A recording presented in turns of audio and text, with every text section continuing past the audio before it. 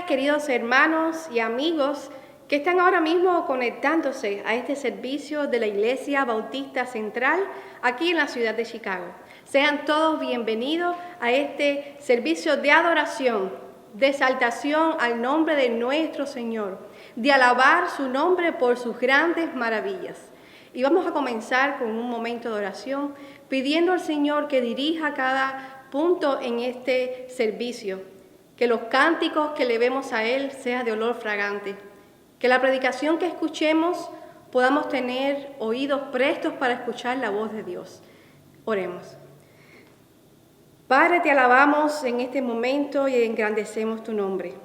Gracias porque eres nuestro Padre Celestial. Gracias porque eres nuestro sustentador, nuestro consolador, nuestro Dios eterno, nuestra roca fuerte. Ahora, Señor, estamos dispuestos para alabarte, para glorificar tu nombre, para exaltar tu nombre, que es exaltado sobre todo nombre, Señor. Gracias, Señor. En Cristo Jesús. Amén.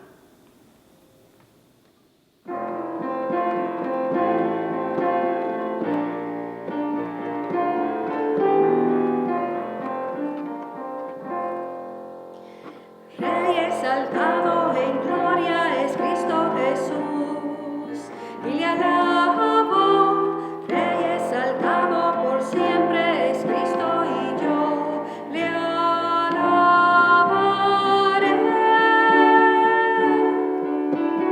Él es Señor, por siempre reinará.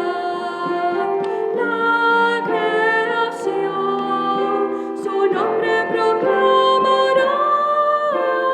Rey exaltado en gloria es Cristo Jesús. Rey exaltado en gloria es Cristo Jesús, y le alabo. Rey exaltado por siempre es Cristo, y yo le alabaré.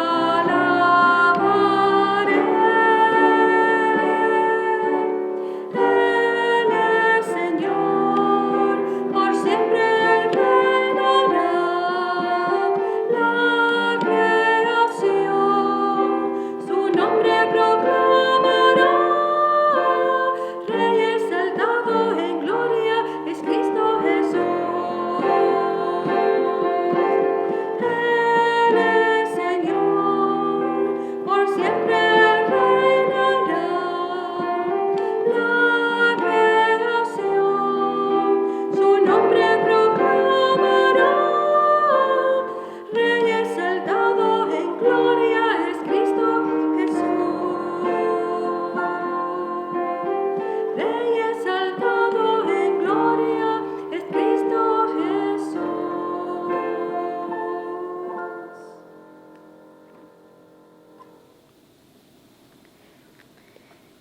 Vamos a leer la palabra de Dios y dice ahí en el Salmo 138. Te alabaré con todo mi corazón, delante de los dioses te cantaré salmos. Me postraré hacia tu santo templo y alabaré tu nombre por tu misericordia y tu fidelidad, porque has engrandecido tu nombre y tu palabra sobre todas las cosas. El día que clamé, me respondiste, me fortaleciste con vigor en mi alma. Te alabarán, oh Jehová, todos los reyes de la tierra, porque han oído los dichos de tu boca y cantarán de los caminos de Jehová. Porque la gloria de Jehová es grande, porque Jehová es excelso y atiende al humilde, mas al altivo mira de lejos. Si anduviere yo en medio de la angustia, tú me vivificarás. Contra la ira de mis enemigos extenderás tu mano y me salvará tu diestra. Jehová cumplirá su propósito en mí. Tu misericordia, oh Jehová, es para siempre. No desampares las obras de tus manos. Damos gracias a Dios por su palabra y sigamos alabando a nuestro Señor. Y vamos a cantar un precioso canto relacionado con este salmo que acabamos de leer.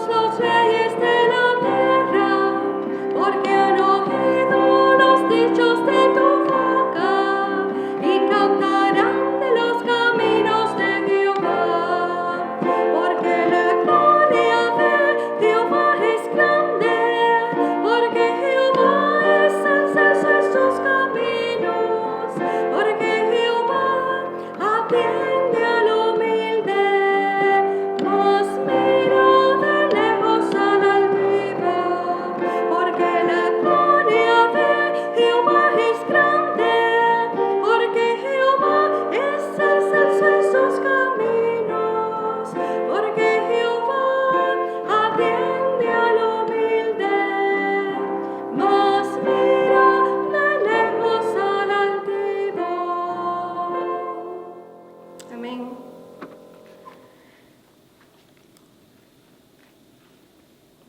Damos gracias a Dios por que un día le conocimos y un día abrimos nuestro corazón y dejamos entrar al Señor Jesucristo a nuestra vida para que fuera el Rey de nuestra vida. Y es por eso que hoy podemos llamarle que es nuestro amigo. Hallé un buen amigo. Quiera Dios que hoy, tú que nos estás escuchando, que aún no has decidido por Cristo, hoy puedas llamar también al Señor tu fiel amigo.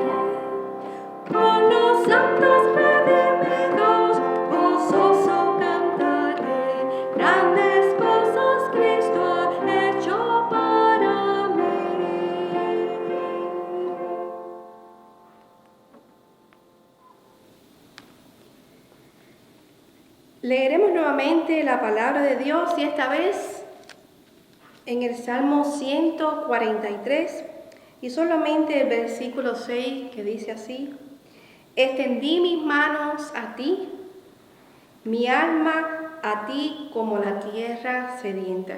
Extendí mi alma, extendí mis manos a ti, mi alma a ti como la tierra sedienta. Nuestra alma tiene sed de Dios. Y en esta frase, extendí mis manos a ti, señal de dependencia total de nuestro Dios.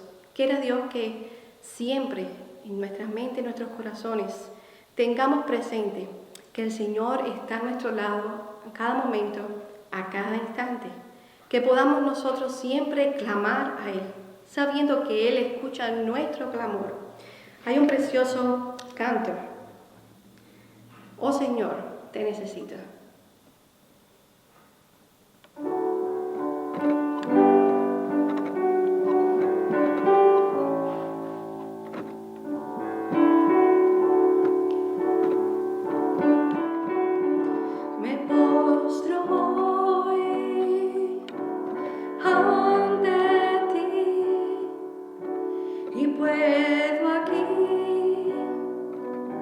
Yo descansar Sin ti, Señor, deshecho estoy. Mi corazón tú guiarás. Oh Señor, te necesito en cada momento. Mi defensor, mi redentor, Dios te necesito. En mi pecado, tu gracia es más. Donde tú estás, tu gracia está. ¿Y dónde estás? Yo libre soy. La santidad es Cristo en mí. Oh Señor, te necesito en cada momento. Mi defensor, mi redentor, Dios te necesito.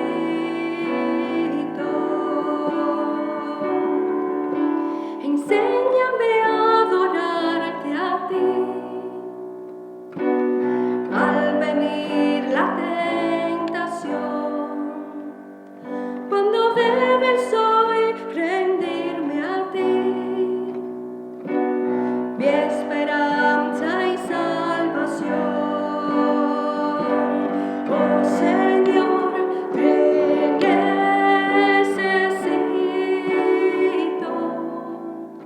en cada momento.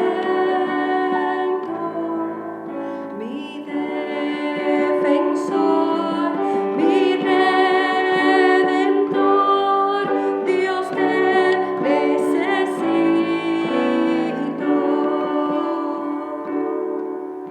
Mi defensor,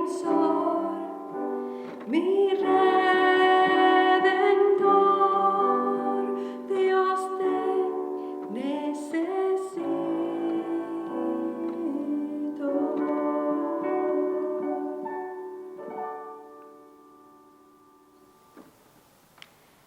Así estamos preparados para escuchar la voz de nuestro Señor a través del pastor Shakespeare Osorio. Gracias sean dadas a Dios, quien todos los días nos da la victoria en Cristo Jesús. Y es Él quien nos ha traído hasta el día de hoy para continuar celebrando las victorias que Él nos regala, para recordar y apoyarnos los unos a los otros también en amor y consolarnos así como Él nos ha consolado. Oremos al Señor para continuar en este servicio hoy. Padre, muchas gracias te damos. Cada uno de los cánticos entonados, Señor, es parte de nuestra alabanza para ti. Es la forma como reconocemos lo grande que tú eres, lo amoroso y misericordioso que has sido con cada uno de nosotros y también para hablarte de la esperanza que tenemos en ti. Continuamos orando, Señor, que tu bendición sea sobre cada una de las personas que sintonizan estos sermones y estos cultos en general. Especialmente también te rogamos por nuestros hermanos y hermanas de la Iglesia Bautista Central. Te rogamos que tu bondad y misericordia les ayuden cada día y tu sabiduría les guíe en la toma de sus decisiones. Ayúdanos ahora, Señor, mientras leemos tu palabra y reflexionamos en ella.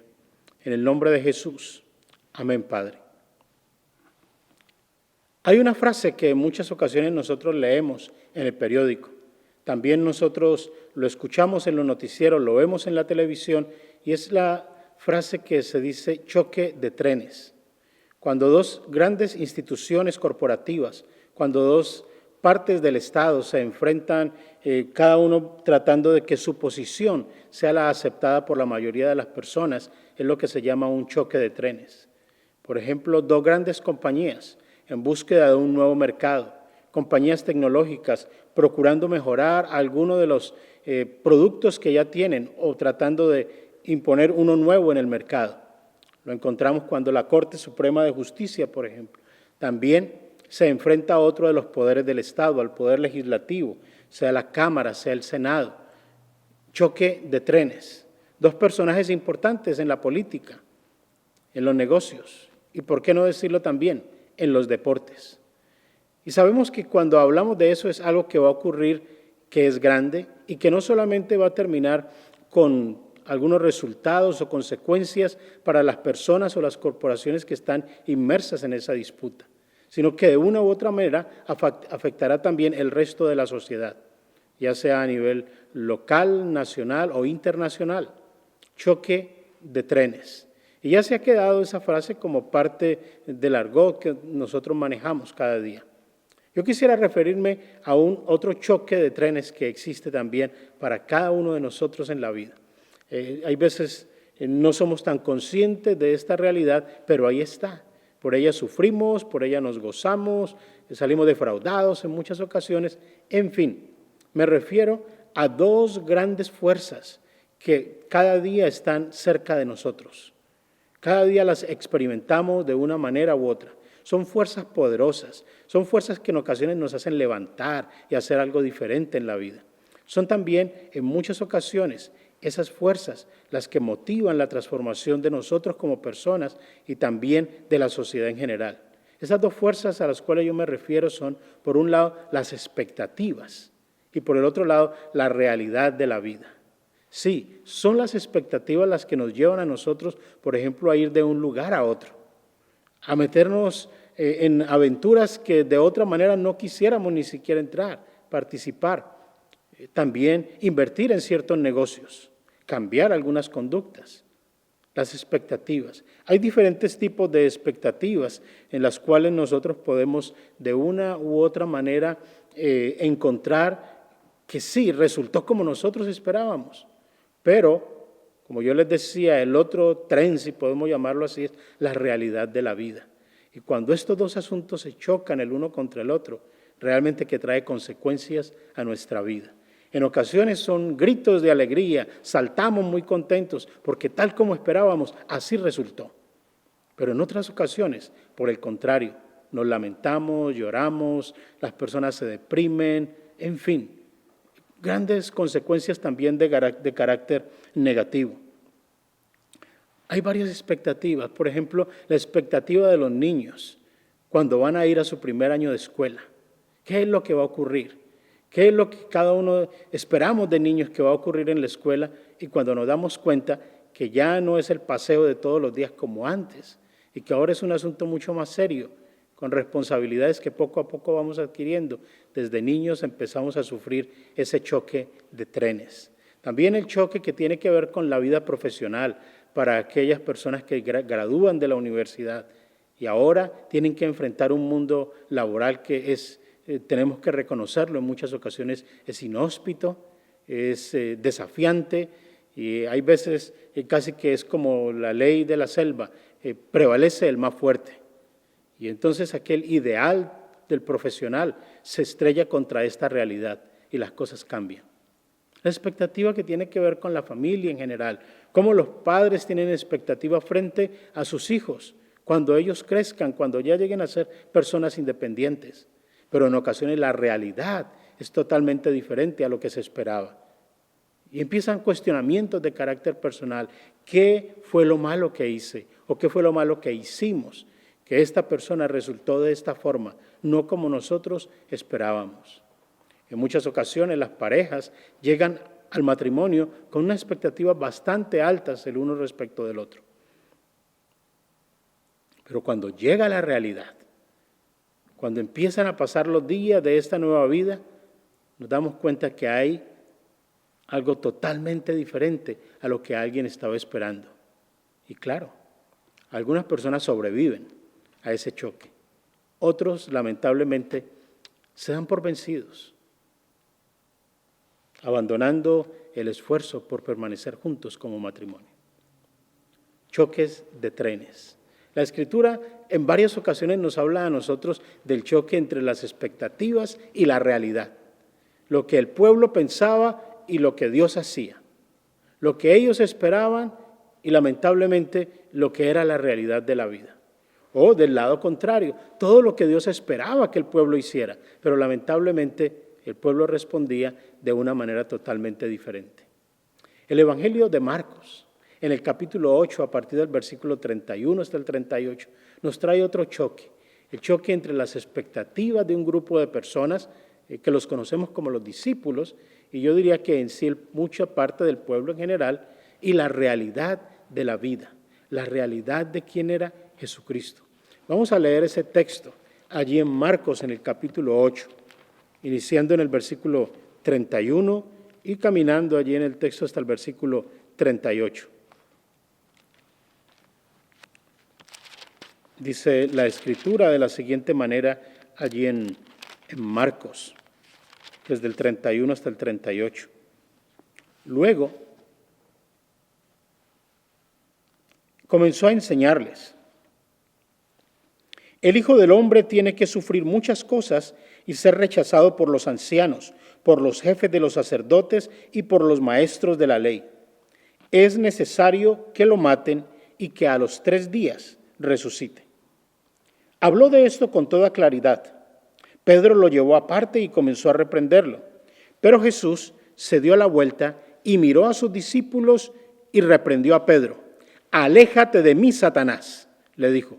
Tú no piensas en las cosas de Dios, sino en las de los hombres.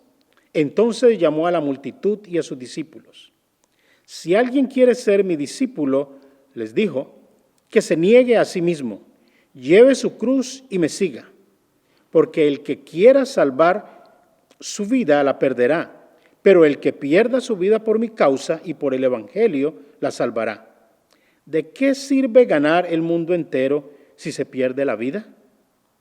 ¿Qué se puede dar a cambio de la vida? Si alguien se avergüenza de mí y de mis palabras en medio de esta generación adúltera y pecadora, también el Hijo del Hombre se avergonzará de él cuando venga a la gloria de su Padre con los santos ángeles. Aquí encontramos la continuación del versículo 31 de una historia que viene dándose en la cual los discípulos han estado viendo algunas cosas del ministerio de Jesús, pero también han estado conversando acerca de quién realmente es Jesús. Una conversación que se da a partir de la pregunta del Señor Jesucristo al grupo de discípulos que estaban con Él, cuando Él les dice, ¿quién dice la gente que soy yo? Y ellos empiezan a hablar, ¿cierto? Los discípulos, algunas personas dicen que tú eres Juan el Bautista, otros dicen que tú eres Elías, que tú eres alguno de los profetas. Y Jesús pasa ahora al plano personal y le pregunta a los discípulos, ¿y ustedes? Ahora ustedes cuéntenme, ¿quién piensan que soy yo? Y lo que en la Escritura nos narra es que Pedro inmediatamente salta diciendo una gran verdad.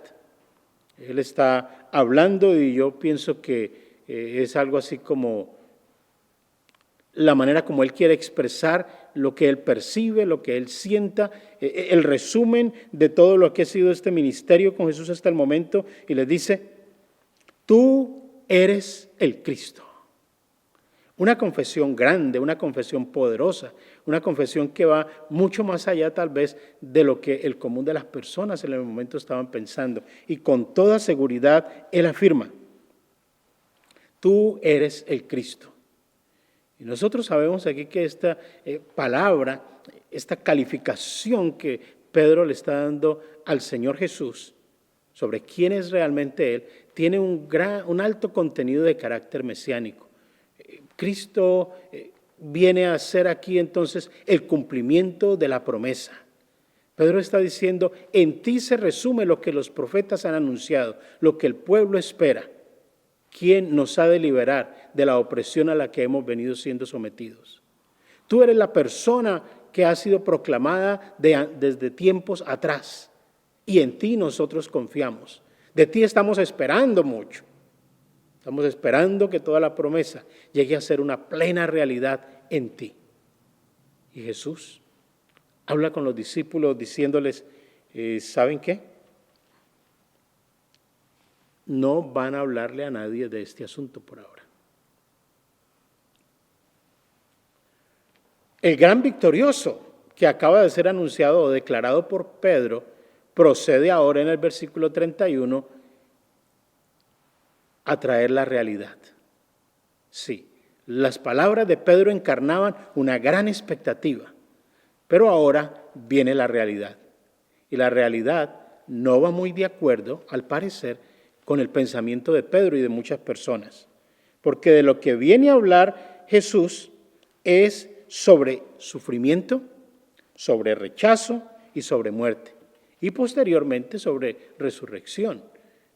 Dice que en los primeros versículos dice, el Hijo del Hombre tiene que sufrir muchas cosas y ser rechazado por los ancianos, por los jefes de los sacerdotes, por los maestros de la ley. Sufrimiento, descalificación, posteriormente nos habla de muerte y más adelante que al tercer día va a resucitar. Y Marcos hace aquí una afirmación más. Habló el Señor de este asunto con toda claridad. Es decir, en el momento él no usó ni ejemplos ni referencias de otra parte, sino de la manera más clara les expuso la realidad de lo que habría de pasar con él. Y claro, este versículo también nos invita a nosotros a pensar el gran amor que Dios tiene en Jesús para nosotros, que Jesús era consciente de lo que habría de ocurrir en días posteriores. Pero es un choque grande con la realidad. Porque el que se espera como liberador, el que se espera como el rey que va a gobernar y que va a traer algo totalmente diferente, resulta diciendo que no es así, sino que él va a sufrir y que va a morir. Que los encargados de la religión, los oficiales de la religión, no tienen ningún concepto positivo. Los estudiosos afirman que el significado de la palabra en el original apunta más al sentido de que no pasó la evaluación. Es decir, frente a los oficiales de la religión, el Jesús, el prometido, el Mesías, no cumple con los requisitos. Choque de trenes, las expectativas frente a la realidad. ¿Y qué ocurre ante esto? Pedro inmediatamente toma acción y le dice al Señor Jesús, llevándoselo aparte, según el versículo 32, comienza a reprenderlo. Pedro a Jesús, es decir, a llamarle a la atención y a decirle que eso no tiene por qué ser de esa manera, que hay otras opciones, que hay otras salidas, que no tiene por qué declararse como el que va a sufrir y el que va a morir. Hay otro lugar, cómo cumplir la misión por la cual yo estoy esperando al Mesías. Y tú eres ese Mesías, a lo cual el Señor Jesús responde de una manera que es bastante fuerte a nuestra manera de ver. Y la forma como nos tratamos los unos a los otros, esto es bien fuerte. Porque Jesús dice que no solamente, aunque se refiere a Pedro, pero él dice que voltea a mirar a todos los discípulos y les dice, aléjate de mí, Satanás. Tú no piensas en las cosas de Dios, sino que piensas en las cosas de los hombres. Para cualquiera de nosotros, la manera como nos tratamos, hablarle al otro como Satanás, es algo bastante fuerte. Pero más allá de que sea una blasfemia de parte de Jesús o de que sea una forma totalmente descalificante, realmente lo que Jesús está diciéndole aquí, y Marcos nos da un viso de ese asunto, es las palabras que tú pronuncias no son el fruto de una mente dominada por el Espíritu de Dios, sino más bien que las palabras que tú estás diciendo provienen de un espíritu maligno. Es decir, la forma como tú estás pensando no tiene nada que ver con lo que yo he venido enseñando, lo que tú has venido siendo testigo, ni lo que los profetas han dicho. Esto es algo totalmente diferente y no está en mi agenda, es lo que Jesús le quiere decir. Está en la agenda del enemigo. También nosotros, en muchas ocasiones, tenemos este choque de realidad, choque entre la realidad y las expectativas. En diferentes partes, como yo les decía, también en la iglesia, también en la religión. en ocasiones nosotros pensamos que en la iglesia todo va a ser perfecto. Nunca nadie me va a mirar mal, nunca nadie va a tener una mala actitud, porque la iglesia es un cuerpo, una organización que está compuesta por hombres y mujeres totalmente santos y perfectos. Pero llega el día en que se encuentra con la realidad y hay un choque grande. La pregunta entonces a responder sería, ¿qué debo hacer yo cuando me encuentro en una situación de esas? Cuando las expectativas que yo tengo respecto de la vida, respecto de Dios, de la iglesia, de mis hermanos en la fe, se encuentran, que se estrellan con una realidad como la que estamos viviendo. Aquí encontramos nosotros en este texto varios asuntos que son importantes para tener en cuenta. El primero de ellos es, nosotros tenemos que reconocer que hay una realidad, que esa realidad existe allí. Si pudiéramos usar una gran redundancia, que la realidad es real. Uno de los asuntos que nosotros trabajamos mucho en defensa es lo que tiene que ver con la negación. No, esto no me puede pasar a mí. Y yo estoy soñando. Este asunto no es así. Esto que le ocurra a otros, pero que no me ocurra a mí. Lo que le está diciendo Jesús a Pedro es, ¿sabes qué? Tú tienes que aprender que esto es realmente a lo que yo he venido. He venido a predicar las buenas nuevas, pero también he venido a dar mi vida por los pecadores. No es fácil cuando nosotros tenemos que lidiar con la realidad. No es fácil cuando nosotros tenemos que aceptar algo totalmente diferente, contrario y dañino a lo que nosotros esperábamos que ocurriera. Eso nos causa tristeza, nos causa dolor, algunas personas llegan a deprimirse también. Pero cuando empezamos el ejercicio de aceptar la realidad, comprender que es parte de la vida y que es parte del proceso de Dios interviniendo en cada uno de nosotros, las cosas cambian, hay una nueva visión. La realidad existe, pero yo la estoy viendo a partir de una mente dominada por Dios, donde entonces puedo aprender que hay algo nuevo para mí, que hay esperanza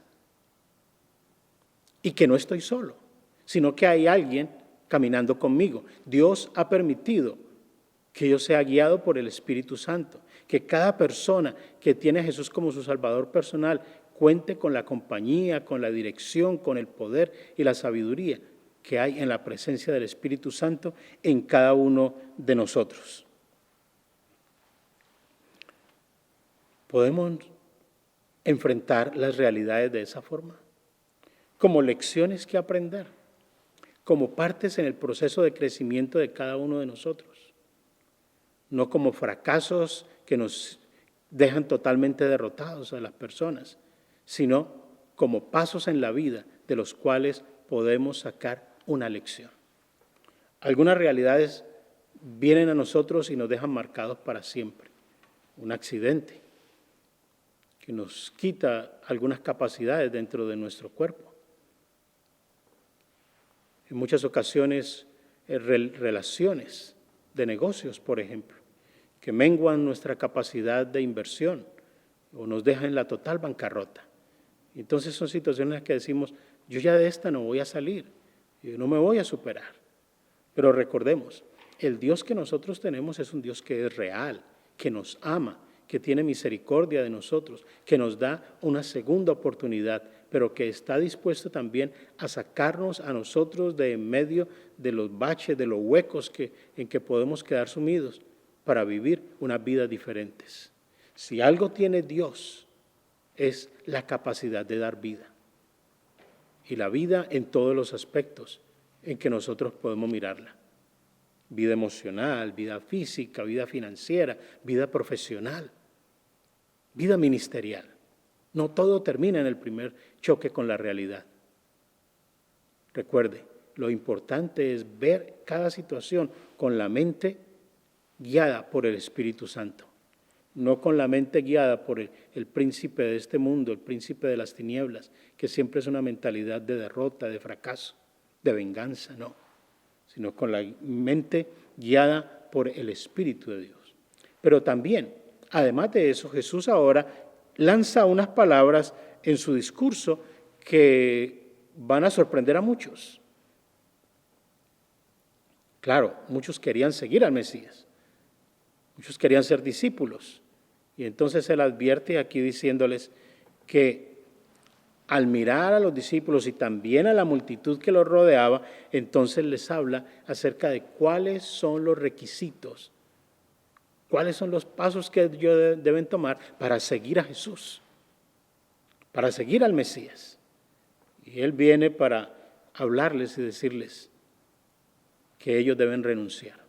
Y es un segundo elemento cuando nosotros estamos sufriendo después de un choque entre las expectativas y la realidad. Además de aprender de reconocer que sí, hay una realidad, aunque sea dañina o negativa para nosotros en un momento, también tenemos que empezar en el proceso de renunciar. Porque en muchas ocasiones lo que ocurre es que nuestras expectativas están centradas en nosotros mismos. ¿Cómo yo voy a sacar un buen producido de esto? ¿Cómo esto va a aportar para mí? ¿Cómo yo voy a ganar? Es decir, todo centrado en el yo. Y es lo que Jesús aquí apunta y le dice a los discípulos y a las personas que estaban ahí alrededor: si alguien quiere ser mi discípulo, que se niegue a sí mismo, que lleve su cruz y que me siga. Negarse a sí mismo, tomar la cruz y seguir a Jesús. Primero, encontramos nosotros entonces bajarnos del asiento del dueño o del que va al comando del vehículo, el yo. En que todas las personas tienen que trabajar para mí, en que todas las personas tienen que actuar de una manera tal que me aporte algo a mí, que me mantenga a mí feliz, contento. Jesús dice, no es así, es negarse a cada uno de nosotros a sí mismo. Tenemos muchas expectativas en la vida, pero valdría la pena que hiciéramos un recuento. ¿Cuántas de esas expectativas tienen que ver conmigo y cuántas con las personas alrededor? Y nos vamos a dar la sorpresa que sí, somos demasiado egoístas. Pensamos mucho en nosotros mismos. Inclusive, los padres en ocasiones piensan en la crianza en los hijos de una manera egoísta. Es decir, para que estos muchachos, muchachas se porten bien y yo sea reconocido como un buen padre. Es decir, yo. Y Jesús dice, ustedes tienen que renunciar a ese yo. Tienen que negarse a ustedes mismos. Pero también, dice, cada uno de ustedes debe tomar su propia cruz. Y hay un malentendido con esto en muchas ocasiones, porque alguien puede pensar que simplemente el hecho de tener una enfermedad es la cruz que Dios le tiene ya destinada para el resto de su vida. Pero el concepto es totalmente diferente. Lo que se refiere aquí, recordemos que la muerte en la cruz era el acto más vergonzoso que una persona podría soportar. Luego también para nosotros tomar la cruz es eso, es exponernos inclusive a ser avergonzados por el nombre de Dios, inclusive a ser objeto de la burla de otros para la gloria del Señor, cuando lo que nosotros predicamos puede sonar para otros como raro, como extraño, como salido de tono, pasado de moda, como simplemente el producto de una mente fanática. Pero nosotros, a pesar de lo que nuestros familiares digan, a pesar de lo que nuestros compañeros de trabajo digan, nos sometemos inclusive, si es así, a la vergüenza pública. Porque estamos convencidos de que lo que creemos, lo que hemos proclamado todos los días, que Jesús es Salvador, que Jesús perdona nuestros pecados y que Dios en Jesús nos da vida eterna, no es un cuento de hadas, sino que es una plena realidad. Es lo que Jesús está diciendo. Si quieres ser mi discípulo, no solamente debes olvidarte del yo y ponerte en un segundo lugar, sino también tienes que estar expuesto o expuesta a cualquier situación que sea como la vergüenza misma, la cruz, la que Jesús llevó. Eso es lo que ese texto nos está diciendo. Pero también, además de negarnos y de tomar la cruz, es seguir a Jesús. Seguir por los pasos que Él caminaba. Esto no es fácil. No es fácil porque los pasos de Jesús fueron de perdonar a sus enemigos. Y seguir a Jesús es que nosotros también perdonemos a nuestros enemigos. Jesús miró a las personas y tuvo compasión de ellas porque en muchas ocasiones los vio como ovejas que no tenían pastor. La sensibilidad para poder captar el momento de desespero del otro y inmediatamente cobijarle con amor, con misericordia, con interés por el otro y valorar al otro. Cuando me olvido de mí mismo, encuentro mucho más acerca del valor de la otra persona. Seguir a Jesús es eso, es caminar todos los días, aún así, en medio de la vergüenza pública, enseñándole a las demás personas con nuestros propios actos que Dios reina, que Dios ama, que Dios llama y que Dios recibe a aquellos que deciden creer en Él. Ustedes deben negarse a ustedes mismos, ustedes deben tomar su cruz, pero también deben seguir mis pasos, deben seguirme a mí. Hay muchas personas que hablan de Jesús, inclusive lo usan con frases que suenan como cariñosas también, ¿cierto? Ay, Jesús es mi guía, es mi maravilla, es lo todo en mi vida. Pero cuando se presenta un enemigo, ¿está dispuesto a amarlo? ¿Está dispuesto a servirlo?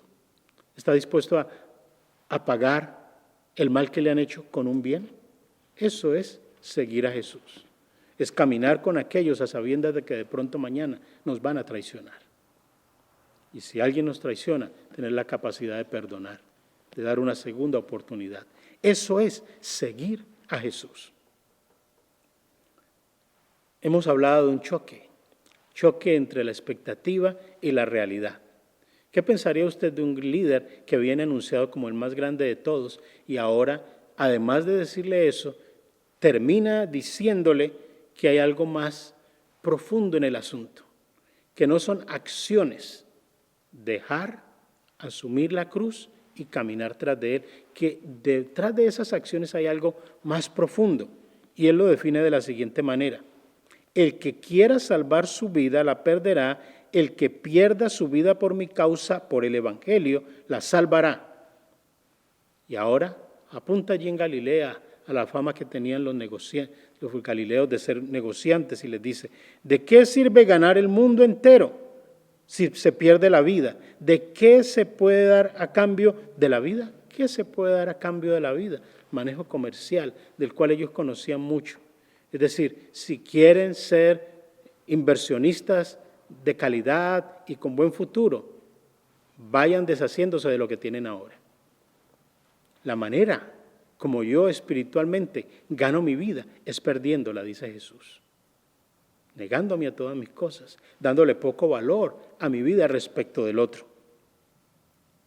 Hemos hablado de asumir la realidad. Hemos hablado de renunciar. Y esto que está aquí todavía mucho más nos lo muestra a nosotros. Es el hecho de renunciar a la vida en todo el sentido de la palabra. Pablo decía de una manera clara: para mí el vivir es Cristo y el morir es ganancia.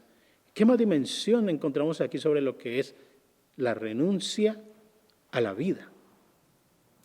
Pero él continúa más adelante hablando de otro aspecto que debemos tener en cuenta en el versículo 38. Si alguien se avergüenza de mí y de mis palabras en medio de esta generación adúltera y pecadora, también el Hijo del Hombre se avergonzará de él cuando venga en la gloria de su Padre con los santos ángeles. Ok, aquí el texto entonces nos llama a nosotros a otra actitud. ¿Vamos nosotros a confesar que Jesús es el Señor de nuestra vida o vamos a avergonzarnos de eso? Así que además de la renuncia, además de comprender la realidad, aquí encontramos otro aspecto más: la confesión. Recordemos, la palabra confesión significa ponernos de acuerdo con alguien en cuanto a lo que se hizo. Cuando yo digo confieso mis pecados, es venir delante de Dios y decirle: Señor, yo estoy de acuerdo, lo que yo hice es algo totalmente contrario a lo que tu palabra dice, a lo que tú esperas de mí. De la misma forma, confesar a Jesús como el Señor de nuestra vida es decir: estoy de acuerdo con Dios en que la única manera de salvar mi vida, de obtener el perdón de pecados, ser llevado a la vida eterna, es creyendo que Jesús lo hizo por mí.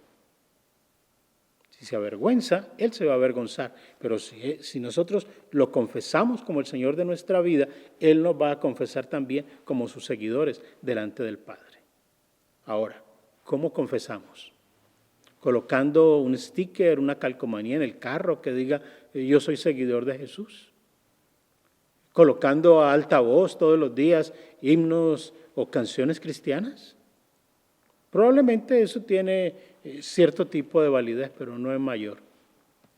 La verdadera confesión se hace viviendo cada día el Evangelio, sirviendo a aquellos que están más necesitados en todo momento, acompañando a las personas en sus procesos de crecimiento para la gloria del Señor, deshaciéndonos de lo que nosotros tenemos como seres humanos para dárselo a otras personas que lo necesitan. No se trata de religión si queremos confesar a Jesús como el Señor de nuestra vida, sino acción todos los días, siguiendo lo que Jesús nos manda hacer, confiando que Dios nos va a dar las fuerzas y las herramientas para lograrlo, y con la plena seguridad de que el Espíritu Santo nunca nos abandonará. Y en los momentos en que necesitemos, Él nos colocará en la boca la palabra que habremos de decirle a la gente. Cuando hay choque de trenes, hay que renunciar al yo, a la esperanza que yo tenía de cómo eso iba a funcionar. Entender que hay una realidad que está allí y que Dios va a usar para beneficio de su pueblo, pero también vivir confesando que pase lo que pase, Jesús es Rey, Jesús es Salvador y Jesús vendrá por su iglesia un día. Que sus promesas no se acaban porque yo o mis expectativas hayan chocado con la realidad. Él sigue siendo Rey, aunque la realidad tumbe nuestras expectativas. ¿Qué vamos a hacer esta semana? Yo les invito para que pensemos de una manera diferente, para que cuando haya un choque entre nuestras expectativas y la realidad, no nos demos por vencidos. Reconozcamos que hay una realidad. Renunciemos a lo que yo esperaba de eso y tratemos de mirar más qué es lo que Dios me quiere enseñar en medio de esa situación. Y pase lo que pase, confesemos que Jesús es Rey, que Dios es mi Señor y que el Espíritu Santo camina conmigo cada día. Haciéndolo de esa manera, yo estoy seguro que nuestra vida hallará sentido. Oremos a Dios. Padre, gracias, porque cada día en las experiencias diarias tú nos enseñas. Tú nos das la oportunidad de crecer, de cambiar, de enriquecer a otros también a través de nuestra experiencia. Gracias porque tu palabra, Señor, nos da la oportunidad de encontrar maravillosos tesoros que nos ayudan para la vida diaria. Aunque, Señor, tu palabra dice que ministraste, que fuiste juzgado, para ellos hallado culpable, condenado, llevado a la cruz, tú, Señor, resucitaste, ascendiste a los cielos y estás ahora mismo a la diestra de Dios Padre. Y eso es lo que alienta nuestra esperanza, que tú dijiste que donde estás, también un día nosotros estaremos contigo. Ayúdanos a vivir en la realidad de Dios cada día, mantener la esperanza y servir a otros. En el nombre de Jesús oramos. Amén, Señor.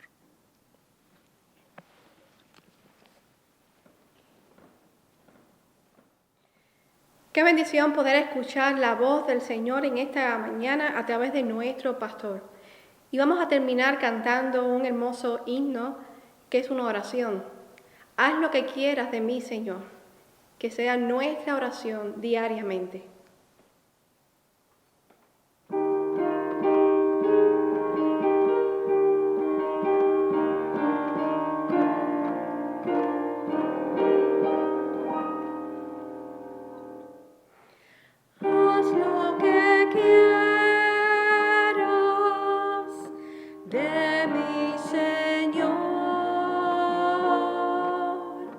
Tú el alfarero